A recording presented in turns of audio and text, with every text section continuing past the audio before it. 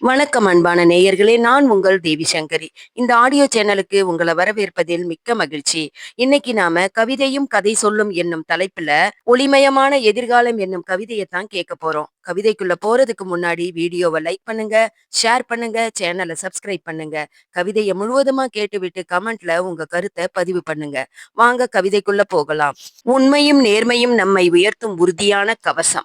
தன்னம்பிக்கையும் துணிவும் நம்மை துவண்டு போகச் செய்யாத திடமான சிந்தனையின் இருப்பிடம். மீண்டும் மீண்டும் முயற்சிப்பதுதான் வெற்றிக்கு வழி என்று சொன்ன சிந்தனைக்கு தடை போட விரும்பவில்லை.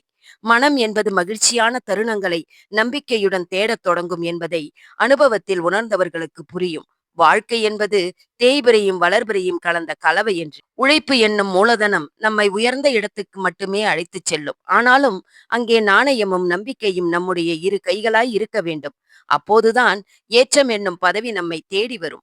முதலீடு என்பது மூலதனம் மட்டுமல்ல, மூளையின் செயல்பாடு, முயற்சியின் முதுகெலும்பு, திறமையின் ஊன்றுகோல். உதவும் எண்ணம் உள்ளத்தில் இருந்துவிட்டால் உவகை வந்துவிடும், உயர்வும் கிடைத்துவிடும், வாழ்க்கை புரிந்துவிடும், வளமும் கிடைத்துவிடும். ஒளிமயமான வாழ்வு உண்மை உழைப்பில், உயர்வில், நேர்மையில், நாணயத்தில், நம்பிக்கையில், நலம் தரும் எண்ணத்தில், செயலில், சிந்தனையில், வளர்ச்சி எனும் எதிர்காலத்தில். நன்றி.